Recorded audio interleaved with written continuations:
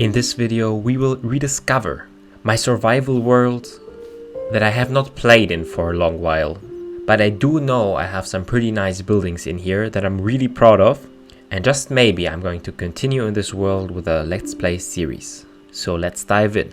We will start in a cave. I remember I found a geode here while mining and I thought, why not turn a geode into a house, but even better, keep it a geode farm. So we exit from the side and the first level is still pretty much empty, but going down one level we can explore the first part with interior design.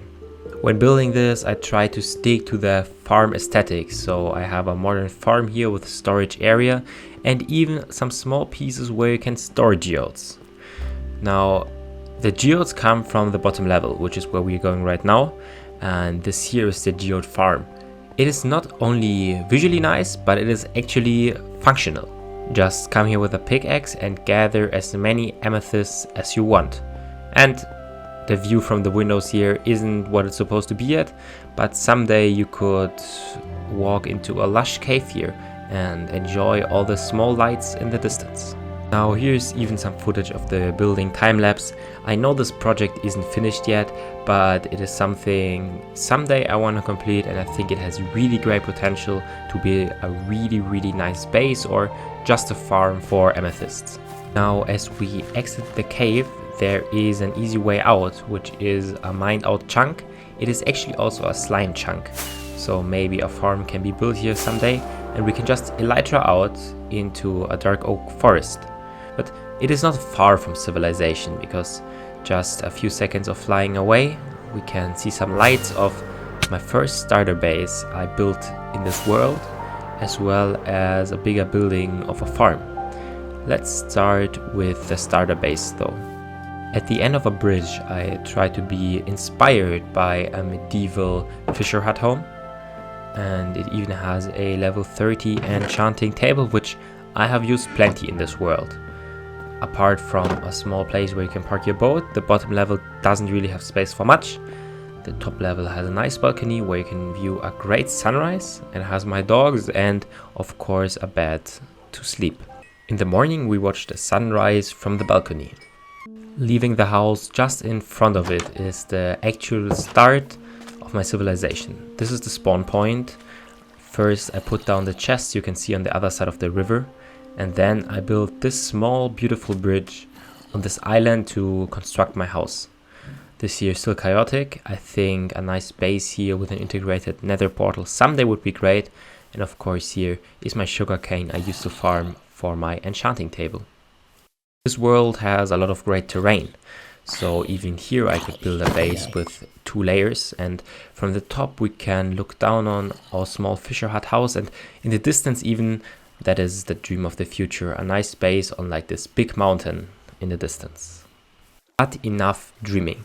Behind our house, if we walk along the river, we go to a small dark oak forest. There's even a small path here. Sometimes we have to create it, it's nature out here, but there's lights and a big building comes in front of us.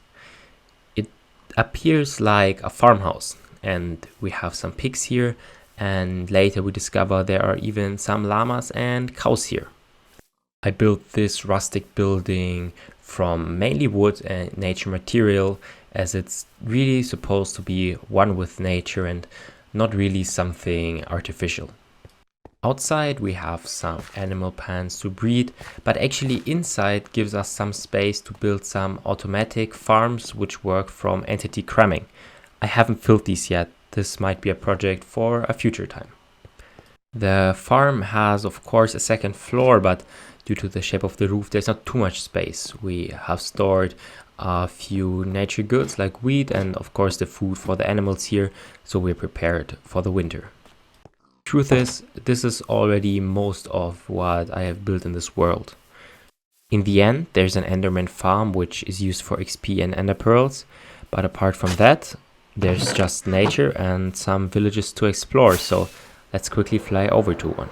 One thing on the way is the Mountain of Dreams. One day there will be a majestic building on top or in the side of it overlooking the world, and That's where I will reside as master of this world, and we can watch below over the buildings and the world we have created. Now we take off and explore the world, but not only that, we are looking for a hub of trade, a village with many villagers living inside that can trade us powerful enchanting books, which of course I already have a mending villager, especially for the elytra. That is the core of mobility in this world. Nature is quite astounding. Of course, the shader plays a role, but look at the deep, dense forests and the nice winding of the rivers. There's even some cherry groves on the hill to the left, and we arrive at the village. Keeping the theme, it's a mountain village, only we have some villagers trapped here for eternity in boats. Someday they will need a shelter, maybe even a trading hall, but no one knows what the future will hold. With that, we are in the outskirts of what I have explored in the world and of what I have built. Let me know what you would like to see being built in this world, and let's create a story together. We will shape it, we will create it, and someday we'll maybe have something astounding and something we've built together.